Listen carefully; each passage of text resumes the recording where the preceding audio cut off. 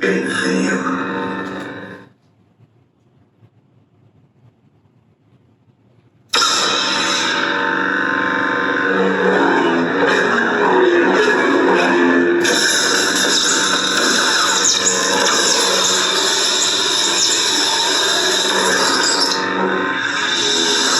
All right, we're here to talk about this perhaps final Infinium hilt from Starfall Sabers. Nick is moving forward with a ready-to-ship model as soon as he finishes out his Etsy orders and commissions, I think, through the next year or two. So he mentioned on his Instagram post when he finished this that this might be the final one. So if it is, let's give it a good send-off. So let's hop down to the table. Let's talk about what went on with the internals, with the electronics. We'll show off a few functions. We'll come back out, show off some blade styles, more functions, and then anything I don't cover will be in a printout for the owner. So let's check it out. All right, so we're here to talk about this Starfall Infinium hilt that I was commissioned to install. This is, I think, one of the last Nick is going to build as he transitions into his last bits of commissions and doing just one-offs. So this is a fully removable install with a chassis that I designed with some specs that Nick requested. So off the top, I showed you we have a Shadowfoil Neopixel PCB emitter. We have a 5-pixel accent strip that is its own blade style. We've got 2 copper Phil Guinness switches, cover tech's up top. Underneath the cover tech is a small set screw that holds in the emitter PCB as well as the Shtok Rotary pin system. There you can see those pogos down in the bottom. So one of the things Nick requested on this particular install is a 24 millimeter Smugglers Outpost speaker fully enclosed. Nick has been telling me that he's more of a fan of the 24 size, and then he just wanted to see what it would sound like with the fully enclosed speaker. So I was able to achieve that. So we do have a Proffie V2. The config is on the SD card. We've got the full range of Starfall fonts, 8 fonts. There's an additional battery level preset. On the battery level, I do have a green to red for these accent pixels here, so that if you don't have a blade in, you can see what that is. And then it will go from green being fully charged down to red, which is lower. Just some accent stuff that I've done in the past. I am providing this 18650 battery. You can sort of just pop it out like that. Spring side your negative, clearly identified terminal there, and then a high amp kill switch here on this side, so that when you're putting it in and out, you just have to pull that that first inch, so to speak. To put it back in, flat side to the spring, nipple to the nipple, right? And if you want, you can line up, I think this says diadium.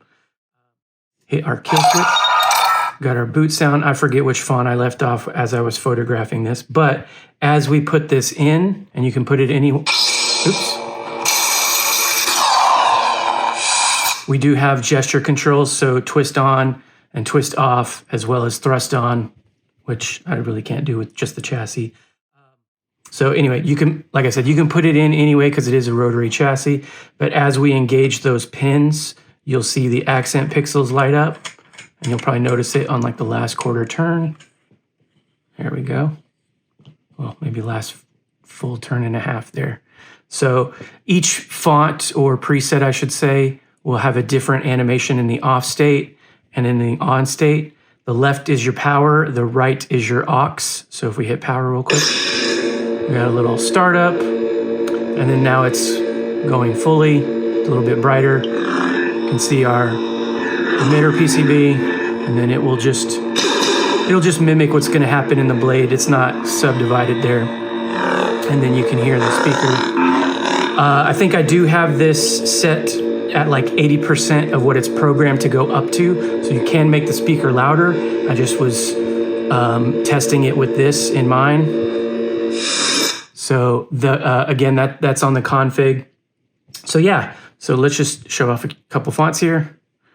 Hit the aux in the off state to move forward. If we want to go backwards, we'll point the hilt down. Hero's Journey. And then hit aux. Let's go to the start here. This one is more like what we do with the crystal chambers, where the whole blade is just pulsing. Hero's Journey. Oops. Celestial. Starfall. There we go. Now we're at the beginning. So you can see a little something there.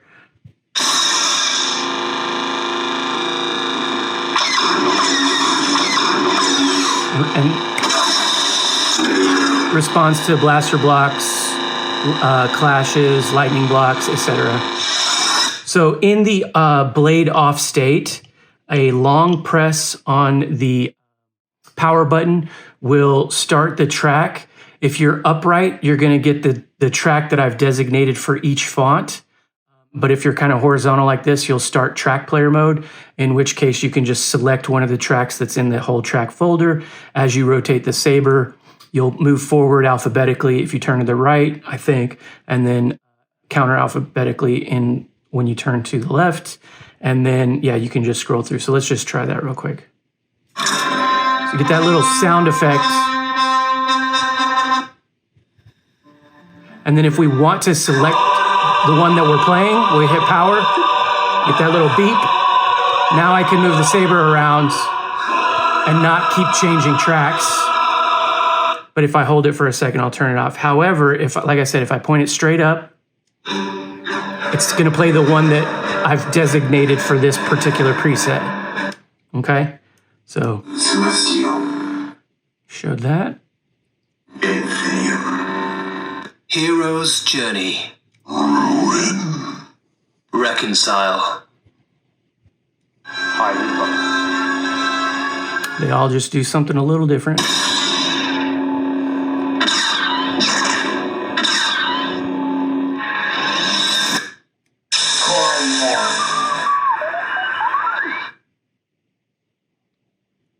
And Cornhorn, I believe, has a different off state than an on state. Yeah. Battery level. So here's the battery level. This is kind of a yellowish. I'm not really sure what it's showing up like on camera. If we want to know the actual percentage, we can hold aux and tap power. Battery level 56%. And we'll get a readout. So when we're done, like I said, we can pull the chassis out just a little bit, find our kill switch, and then set it for long-term storage. Now, if you don't turn the kill switch off and you leave it like I have, like kind of on a display, the accents will turn off after 10 minutes, in which case you'll need a button press to turn it back on. It won't respond to gesture controls. So that covers most of this. Let me go over one other thing real quick about the chassis. So again, I do provide the config that I've programmed on the SD card as a backup, or if you want to change it in the future, you'll have all of the necessary information. It does nothing on the card itself. You have to download it, put it on your computer, etc. So I have a little trough here, so you can get a 90-degree micro USB cable to access to program, or you can use tweezers to pull it out. If you've got neither of those, you can flip the board up, but I've designed it such that you don't need to. Over time, if you are flipping the board up at an angle to get your whatever USB you do have, then the friction fit might wear out, in which case I'd recommend just a bead of E6000 glue so that you can, change that. And then, you can pull the battery out to recharge it as you need to. So that's that. Let's put a blade in it, go over some of the blade styles, some of the other functions that I didn't just discuss. Whatever I don't cover in this demo video will be on a printout for the customer. It borrows the FET263 prop file, so there will be a link to that page. This is running OS 7.10, I believe. There are some other free fonts that I provided on the SD card, but I did not program into a preset. So you can use edit mode. I'm not going to cover edit mode in this video. It's way too deep of a system to go over. But again, it'll be on the printout. It'll explain all the options. But should you want to test that feature out, there are some additional free fonts on the SD card from both Grayscale and then that come default with Proffie. I have only programmed the Starfall fonts. So let's put a blade in it. Okay, so we talked about what went on with the install. We showed a few functions. Let's cover some blade styles and then go over some other things. I will mention this does take a 1-inch diameter Neopixel blade, and it is programmed for a 32-inch blade length. However, I'm using a KR pixel stick installed 7/8 with an adapter. It's the only KR pixel stick that I have, and it shows up better on screen. So just a little caveat there. So once again, the config is on the SD card, and this is sporting the Starfall font package, which is 8 fonts, technically 9 presets, because the last preset is a battery level indicator. So let's go to that now. I mentioned this down below, but in order to go backwards in the font order, we'll point the hilt down and hit the aux button. Starfall is the first of the sound fonts. Battery level. Now we're on the battery level. So you can see a bubble here. Now, because I did program this to be a 32-inch length, when this is fully charged battery, it will be all the way out here to the tip. Right now it's at about 50%. And then if we need to know, we can double check in the off state. So the blade's not on, we're not running sound. We'll hold aux and tap power. Battery level 53%. And so we have a readout. Now I did program the accent pixels here, and it's probably shown up washed out to be a yellow. I'm sorry, a green to a red. Right now it's yellow because it's halfway there. So as you are on this preset and maybe you don't have a blade in or you just don't have the blade on, you can sort of check that real quick. Okay, so moving forward. Starfall is the first font. So we do have 3 different ways we can start the saber. We can use the power button, which is the leftmost button or left of the power, left of the strip. We have gesture controls, we have twist on, and we have thrust on. Now, with gesture controls, I've programmed battle mode to turn on. Battle mode just means you don't have to hold a button down when you want to engage lockups. If you're more of an old school saber fan, the traditional way of operating the saber was always with a button press. So let's demonstrate that real now. So if I press the button, right, we get our extension. If we clash the saber, it may not show up on this lighting setup I've got here, but we get little flash on clashes. But if we were to hold either power or aux and clash, we engage a lockup, okay? And that'll stay happening for as long as I'm pressing the button. But when I let go, we'll end that lockup. Now, a lockup is also a melt if you're in the horizontal position, or a drag if you're in the inverted. So let's try that real quick. So we'll do a drag. See that? Again, might be a little washed out, but it's a white tip. And then if we're horizontal and then we push as we clash the saber. Okay, so if we want to do a melt effect, I'm going to demonstrate it. It's a lot easier to do with the battle mode. So to get into battle mode, we're going to twist the saber on. So if we were horizontal and then we wanted to get a melt effect, all right, the longer I hold it, the more animated that's going to get. There we go. And if I rotate the saber, we'll change colors. Probably not going to show up on screen. And that'll happen as long as we're in that position. So similarly, if we engage the lockup, we can move the saber around a little bit. But the moment we pull away, we'll end that lockup. Now, again, I wasn't holding a button to do that, and that's battle mode. The other way to turn the saber on is a push or a pull called thrust on, and I generally struggle with this, but if we were to push with some force, in the horizontal, push with some force or pull with some force, then we'll turn the saber on. So let's do that real quick. There we go. So it takes some getting used to. Okay, so I'm going to demonstrate the rest of these functions here with the button commands and not really mess with battle mode. So to start, and press it on. Now, to start and stop a track, while the blade is on, we have to be in the upright position. And to do that, we'll hold the power button for 1 second and then let go.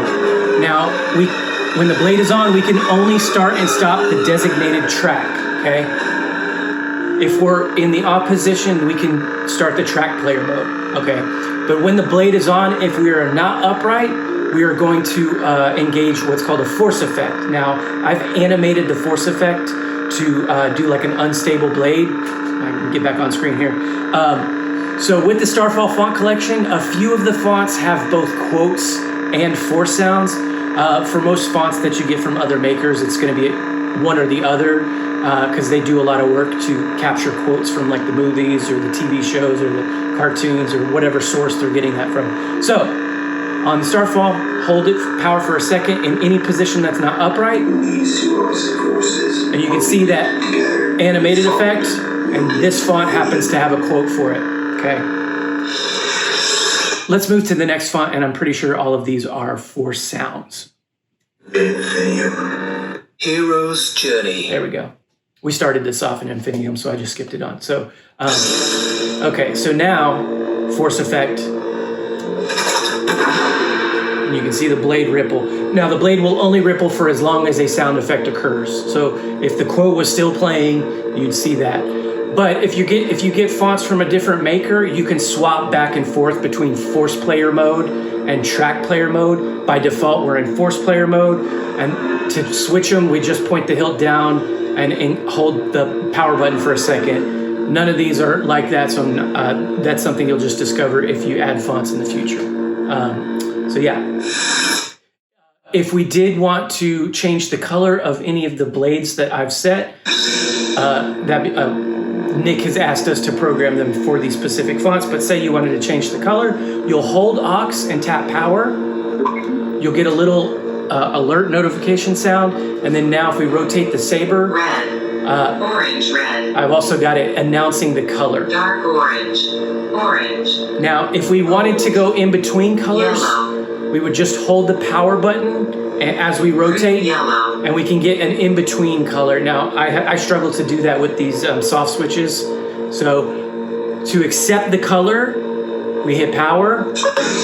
Okay, now it'll remember that when we turn the blade off. Okay, or if we go to another font.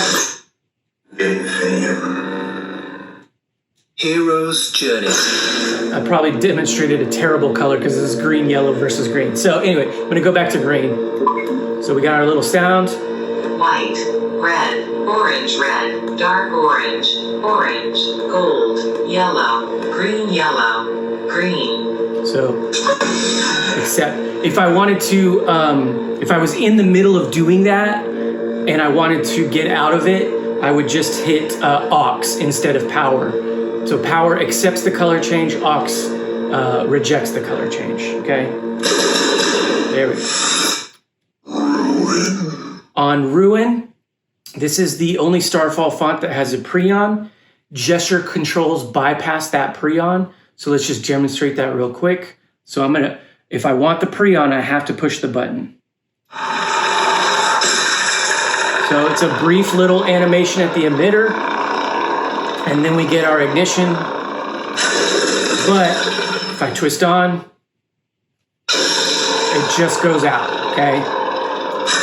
That'll be the same for any fonts that you may add in the future if you don't program something like that. Okay.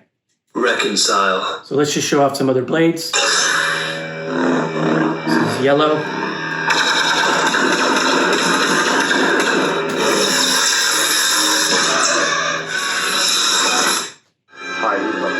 This is going to be blue. You can see that in the accent pixels there.